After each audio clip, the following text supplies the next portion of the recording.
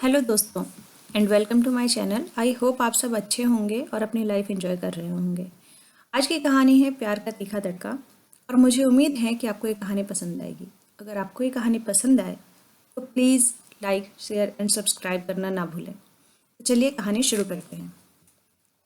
Please मेरी प्यारी बहन जल्दी उठ जा, नहीं तो मुझे लेट हो जाएगी।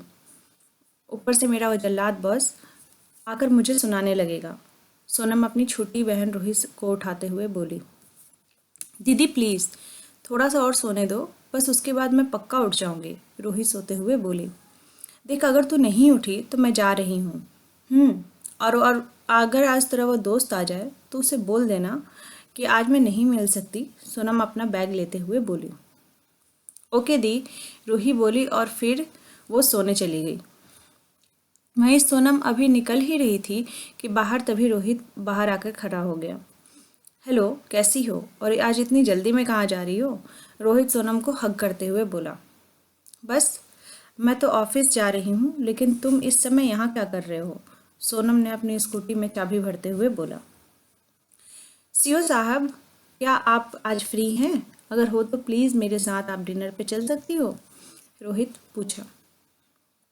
नहीं रोहित, तुमको तो पता ही है ना कि मेरा नया बॉस कैसा है। वो बहुत बड़ा जल्लाद है और हमने सुना है। सोनम जल्दी से अपनी स्कूटी ऑन करते हुए बोली।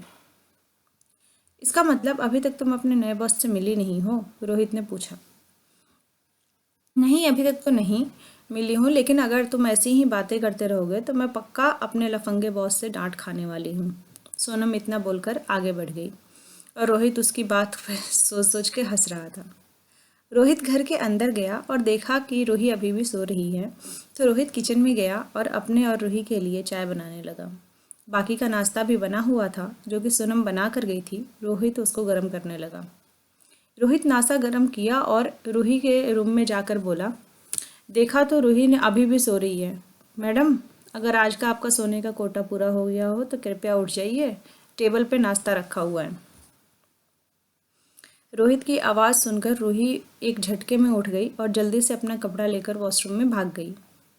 कुछ देर बाद रूही बाहर आई और तब तक रोहित कुछ काम कर रहा था और रूही जल्दी जल्दी से अपना नाश्ता शुरू कर दी। रोहित बस रूही को देख रहा था। सॉरी, आज मुझे पता नहीं था कैसे लेट हो गई। और रूही शर्मिंदा होते हुए बोली। कोई बात नहीं, अब जल्दी से रेडी हो जाओ और कल तुम्हारा फ्रेशर भी है ना? रोहित अपना नाश्ता करते हुए बोला। ओके, रूही ने बोला। तो क्या उसके लिए कुछ सोची हो कि कैसा जाना है, क्या ड्रेस पहननी है? रोहित ने पूछा। नहीं, अभी नहीं, रूही अपना बैग उठाते हुए बोली। ओके, तो आज हम चलते हैं और तुम्हारी क्लास ख़त्म हो जाए तो मुझे बता देना और मैं आ जाऊंगा। रोहित गाड़ी में चाबी भरते हुए बोला। ओके, रूही बोली और रोहित के साथ गाड़ी में बैठ गई।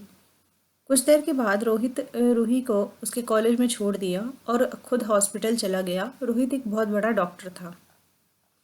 वहीं दूसरी तरफ अभी सोनम अपनी स्कूटी अंदर लेकर आ ही रही थी कि जाकर सोनम की गाड़ी में टकरा गई।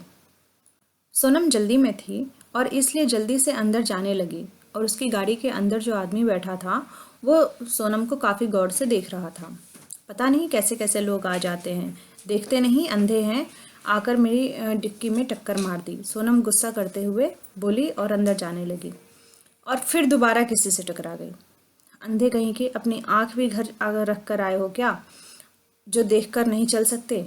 कमीने कहीं के, अब आंखें फाड़ कर मत देखो, निकलो यहाँ से। पता नहीं कहाँ कहाँ से लोग आ जाते हैं, अपना मुंह बनाकर और टकरा जाते हैं।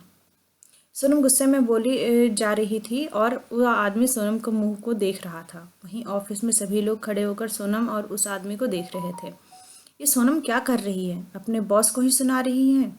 नहीं जानती कि इसका बॉस इतनी ज़्यादा खड़ूस और डेंजरस है। वह वहीं पर लड़की बात करते हुए दूसरी लड़की से बोली। हमें क्या है, जो करना है वो जाने और उसका काम जाने। हमें क्या, हमें तो सब मजा लेना है और आज मज़ा आने वाला है, कुछ भी कहो। आज तो सोनम गई पक्का, दूसरी लड़की ने कहा। ओ हेलो, आप तो यहाँ पर किसी ने भेजा है और आप भी तो देखकर चल सकती थी, लेकिन आप तो बस अपने एटीट्यूड में रहना जानती हैं। आपको भी गलती है, आप नीचे स्कूटी को एक गाड़ी की टक्कर मार दी और अब यहाँ बिना बोले फिर से लड़ने लगी। लड़का अपना चश्मा लगाते हुए बोला, मिस्टर, अगर मैं तो गलत बोलना नहीं मुझे, और गलती आपकी है। पता नहीं कौन सी बात थी जो आप फ़ोन देखकर चल रहे थे और टकरा गए, और तुम मेरे बॉस नहीं हो जो मुझ पर चिल्ला रहे हो। और मैं तुमसे सॉरी बोलूँ, फिर मैं तुमसे प्यार भरी बातें करूँगी, मुझसे ये सब नहीं होगा। मुंह देखकर अब उसके बाद ही आना, और आज के बाद मोबाइल से ज़्यादा ध्यान सामने देखकर चलने में लगाना। सोनम बहुत ही ज़्यादा तेज से बोली और जाने लगी कि लड़का सोनम का हाथ पकड़ लिया। सोनम पलटी और उस लड़के को एक जोर का थप्पड़ जड़ दिया और कहा, आया समझ आपको ये प्रसाद क्यों मिला? सोनम थोड़ा एटीट्यूड में बोली और अपना कॉलर सही करते हुए ये कह बहुत ज़ोर से चिल्ला कर बोली, और क्या है ना, अभी अभी हमने ये प्रसाद आपको इसलिए दिया है क्योंकि आपने अभी अभी जो शुभ काम किया था मेरा हाथ पकड़ने का, उसी का नतीजा है, समझे? और एक बात आज के बाद याद रखना, किसी लड़की का हाथ तो ऐसे मत ही पकड़ना, समझे? चले जाओ यहाँ से। पता नहीं कैसे कैसे लोग आ जाते हैं मुंह उठाकर, और पता नहीं इनके काम में किसने रखा है। सोनम उस आदमी को धक्का दी और अपने केबिन में चली गई थी, और वहीं बाकी के सभी लोग ये तमाशा देख रहे थे जो अभी अभी सोनम ने किया था। तुम लोग तमाशा क्या देख रहे हो, और अपना काम करो शुरू, आदमी गुस्से में बोलकर अंदर चला गया।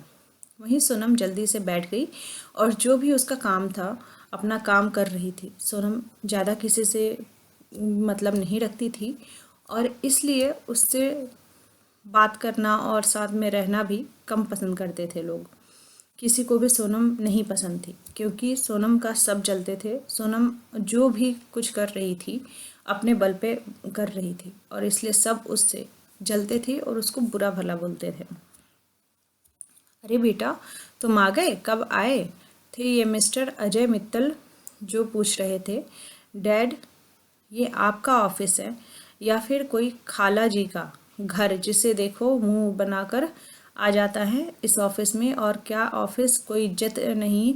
अरे आज तक बड़े बड़े बिजनेसमैन मुझसे डरते हैं, और ये 2 कौड़ी की लड़की मुझे थप्पड़ मारी, मैं उसको छोड़ूंगा नहीं। अजय मित्तल के ऊपर हाथ उठाती हैं। अक्षय गुस्से में इधर से उधर घूम रहा था। बेटा प्लीज शांत हो जाओ, हुआ क्या है? इस तरह से गुस्सा क्यों हो रहे हो? अजय जी बहुत प्यार से पूछे। अक्षय अजय जी को पूरी बात बता देता है और अभी भी गुस्से में था। अच्छा ठीक है, और मेरी तरफ से भी छूट है, तुम उसको चाहो जो सजा दो, साथ ही लेकिन उससे पहले ये याद रखना कि नई सीईओ है को मिलकर अजय जी सोफे पर आकर बैठ गए और बोले, ओके डैड। अक्षय बोला और अजय जी को बोलकर सीईओ को बोलो कि मैं बुला रहा हूँ। अजय जी बोले, ओके सर। मैडम, आपको सर बुला रहे हैं। सोनम के पास पियून आकर ये बात बोला। चलिए, सोनम आ गई थी। Please come in sir, Sonam बोली। आइए आइए मिस खुराना, अजय जी बोले। सर आपने मुझे बुलाया? सोनम खड़ी होती हुई पूछी। हाँ बुलाया था, आ जाइए अंदर, तुमको तुम्हारे नए बॉस से मिलाना चाहता हूँ, एक बार मिल लो, अजय जी बोले। वहीं अक्षय जैसे ही सोनम की आवाज़ को सुना तो उसको देखने लगा था। ओ, तो ये आप हैं हमारी सीईओ साहिबा, अब देखते हैं आज इनको कौन बचाता है, अक्षय अपने मन में बोला और सोनम को देख रहा था। और अब बारी थी चौंकने की सोनम की। तो सोनम खुराना, मिलिए मेरे बेटे और अपने बॉस मिस्टर अक्षय मित्तल से, अजय जी बोले, और सोनम उसकी तरफ देखी तो मुंह खुला का खुला रह गया। आज की कहानी इतनी ही, अगला पार्ट जल्द लेकर आऊँगी। Thanks for watching, take care, bye bye.